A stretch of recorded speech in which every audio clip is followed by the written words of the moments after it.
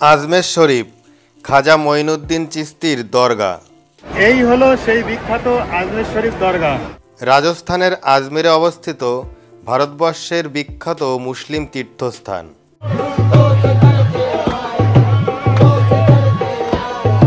এটা এমন এক জায়গা যেখানে মুসলিমরা তো বটেই, আছে সব ধর্মের মানুষের অবাধ যাতায়াত। ভীষণ ভীষণ ভালো লাগছে। ধনী হোক বা গরিব, প্রতিদিন হাজার হাজার ভক্ত আসেন খাজা বাবার আশীর্বাদ নিতে এবং তাদের ইচ্ছা পূরণ করতে। আপনিও এই জায়গায় এসে পূজা দিতে পারেন বা দরগায় চাদর চড়াতে পারেন। আছে এখানে বিশ্বের সবচেয়ে বড় কড়াই, যেখানে একবারে রান্না হয় 4800 কেজির প্রসাদ। তাই আপনি কিভাবে ঘুরবেন বাবার দরগায়, তার ডিটেলস রইল এই ভিডিওতে।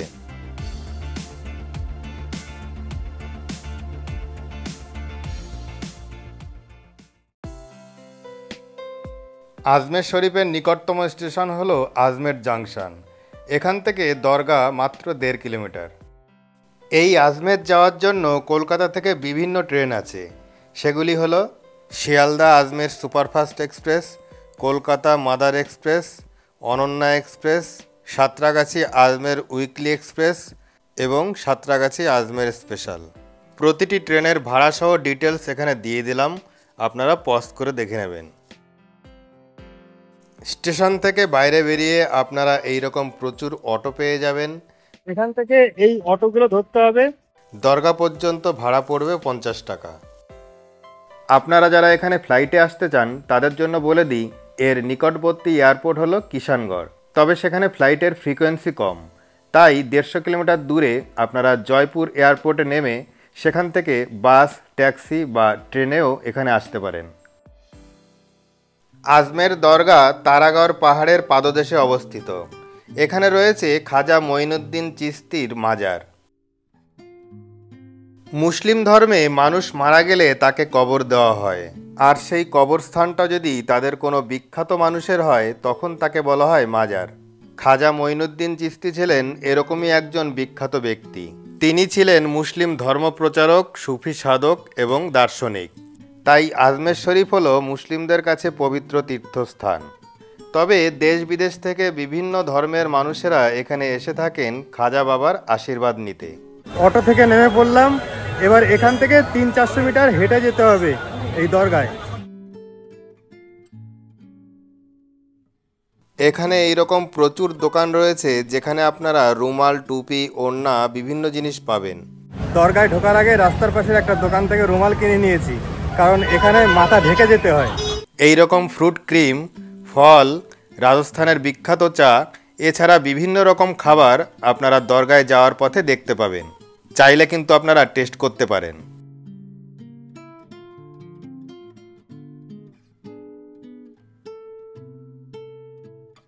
দরগায় যাওয়ার পথে রাস্তার দুপাশে প্রচুর হোটেল এবং রেস্টুরেন্ট রয়েছে, তাই আলাদা করে আমি আর সেগুলো দেখালাম না। আপনারা এখানে আসলেই নিজেদের পছন্দ মাফিক থাকা এবং খাওয়া দাওয়া করতে পারবেন।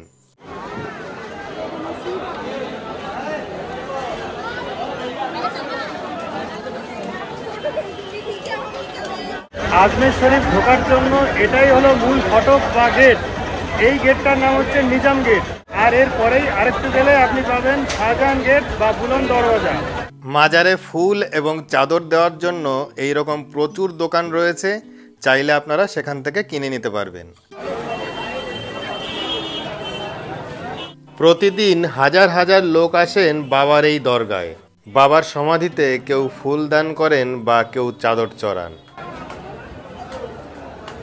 সর্বসাধারণের জন্য প্রতিদিন ভোর 4টে থেকে রাত 11টা পর্যন্ত এই দরগা খোলা থাকে।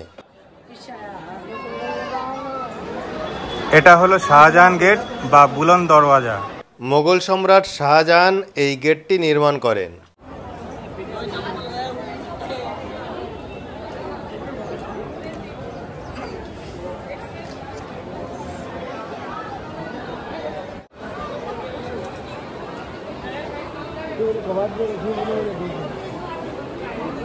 এই হলো সেই বিখ্যাত আজমের শরীফ দরগা। এই দরগা অনেকটা এরিয়া জুড়ে বিস্তৃত। এখানে খাজা মঈনুদ্দিন চিশতির সমাধি ছাড়াও আরও কিছু সমাধিস্থল রয়েছে, তাছাড়া একটা মসজিদও রয়েছে, তাই একে আপনি দরগা কমপ্লেক্সও বলতে পারেন। এখানে ঢুকেই ডান দিকে আপনারা এই রকম জলের আধার দেখতে পাবেন। সবাই এখানে হাত মুখ ধুয়ে পরিষ্কার হয়ে নিচ্ছেন। একে অজু করা বলে। মূলত নামাজ পড়া বা কোনো পবিত্র কাজ করার আগে এই অজু করে নিতে হয়।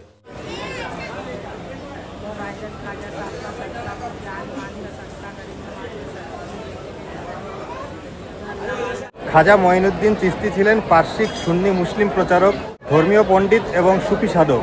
তিনি খাজা গরিব নওয়াজ নামেও পরিচিত ছিলেন। 1142-এ জন্মগ্রহণ করেন এবং জীবনের দ্বিতীয়ার্ধে মানে 13 দশকের শুরুতে সুলতান ইলতুৎমিশের সময়ে ভারতে আসেন।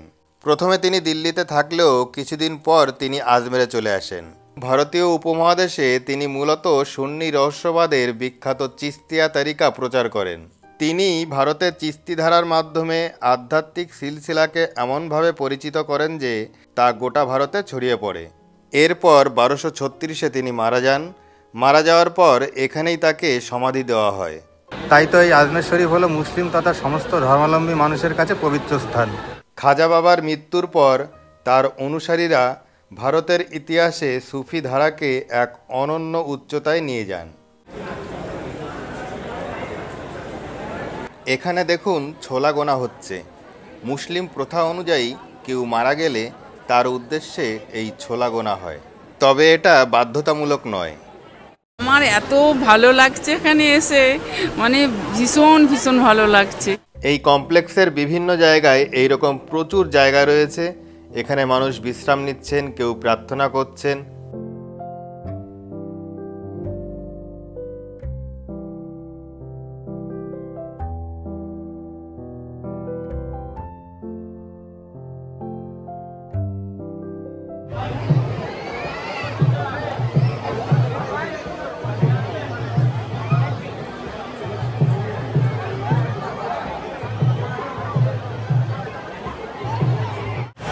या गरीब नवाज।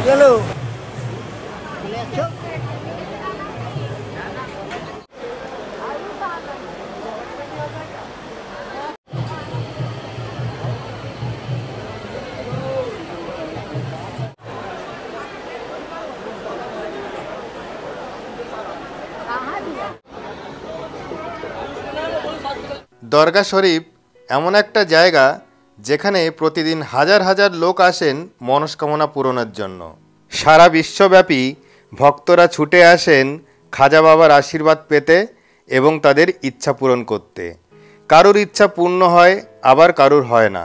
ইচ্ছা পূরণ হলে ভক্তরা সাধারণত ফুল, গিলাপ, আতর, চাদর নৈবেদ্য হিসাবে বাবার মাজারে দিয়ে থাকেন। আপনিও এই জায়গায় এসে পূজা দিতে পারেন বা দরগায় চাদর চড়াতে পারেন। এই নৈবেদ্যগুলির পাশাপাশি তারা কোরআন, তেলাওয়াত, নফল, নামাজ, মিলাদ, আওয়াতে কারিমা এবং ফতেমে খাওয়াজ গান করে থাকেন।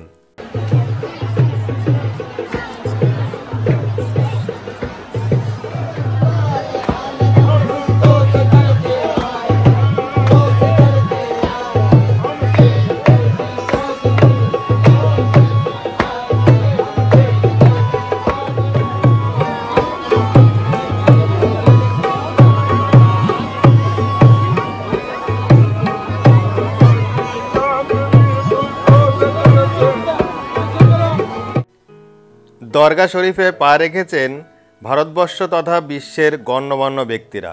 তার মধ্যে অন্যতম হল আমেরিকার প্রাক্তন প্রেসিডেন্ট বারাক হোসেন ওবামা। এছাড়া এখানে এসেছেন বলিউডের বিখ্যাত অভিনেতা অভিনেত্রী, গায়ক গায়িকা, ভারতবর্ষের বিখ্যাত শিল্পপতিরা এবং নেতা নেত্রীরা।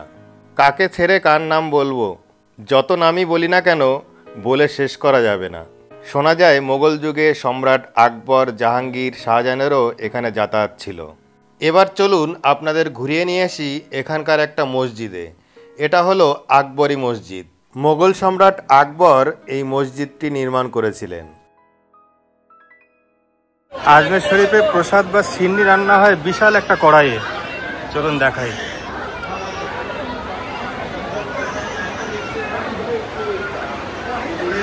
এখানে এইরকম দুটি কড়াই আছে। এটি দান করেছিলেন মোগল সম্রাট আকবর। প্রতিটি কড়াইতে 4800 কেজি খাবার রান্না করা যায়। তবে নিয়ম হলো প্রতিদিন এখানে যা দান পড়ে সেই দানের সমতুল্য খাবার রান্না করা হয়। রান্না করা খাবারকে বলা হয় নিয়াজ। এখানে সবাই এসে দান করছেন। এখন আপনিও চাইলে দান করতে পারেন, ফোনপেও আছে। ये रात में बनाया जाता है और इसमें मीठा प्रसाद ही बनाया जाता है हमेशा। मीठा प्रसाद इसलिए बनाते हैं कि दरबार में सभी धर्म सभी जाति के लोग आते हैं और ये सर्व धर्म सम्मेलन का दरबार है। तो सभी की आस्था को देखते हुए बाबा के टाइम से इसमें मीठा प्रसाद बनाया जाता है और इसमें एक टाइम के अंदर 4800 किलो खाना बनता है। अच्छा, 4800 किलो। जैसे घर के अंदर केसरिया हलवा बनता है ना, वैसे इसमें केसरिया चावल बनता है। अच्छा, केसरिया भात बनता है इसमें मीठा। अच्छा, दिन में बंटता है?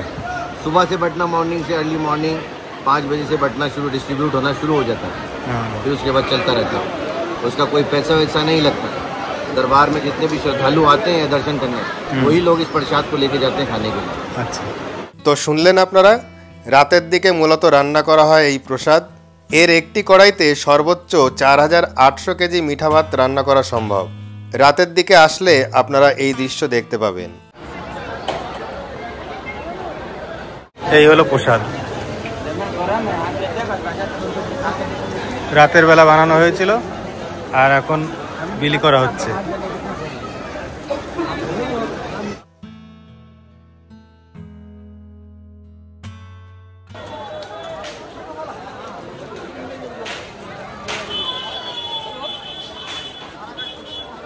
দরগা শরীফ দেখার পর আপনারা কাছেই দেখে নিতে পারেন আনাসাগর লেক।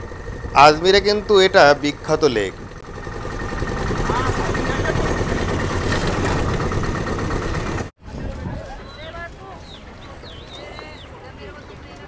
এই হলো আনাসাগর লেক।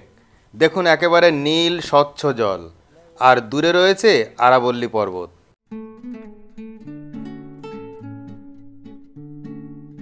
এবার এই প্রসঙ্গে আপনাদের কিছু কথা বলা দরকার। আমরা 13 রাত 14 দিনের জন্য রাজস্থানের গ্রুপ ট্যুরে বেরিয়েছিলাম বাবা বিশ্বনাথ ভ্রমণ সঙ্গীর সাথে, যাদের ডানকুনিতে অফিস। প্যাকেজ পড়েছিল পার হেড 22,500 করে। পুরো ট্যুরটা অসম্ভব দায়িত্বশীলতার সাথে ঘুরিয়েছে। আপনারা চাইলে এদের সাথে ঘুরতে পারেন। এই ট্যুরে আমরা এই কটি জায়গা ঘুরবো। ইনফ্যাক্ট আমরা জয়পুর ঘুরে নিয়েছি, আজ পুষ্কর যাচ্ছি।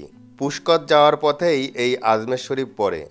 যেহেতু শুধু আজমের শরীফ দেখার জন্য প্রচুর মানুষ আসেন, সেই জন্য ভিডিওটা আলাদা করতে হলো। তাই আপনারা যারা ভিডিওর কন্টিনিউশন চাইছেন, অর্থাৎ জয়পুর থেকে পুষ্করের ভিডিও দেখতে চাইছেন, তারা অপেক্ষা করুন, পরের ভিডিওতেই দেখতে পাবেন। তো এই ভিডিওটা এখানেই শেষ করছি। ভিডিওটা কেমন লাগলো অবশ্যই কমেন্ট করে জানাবেন।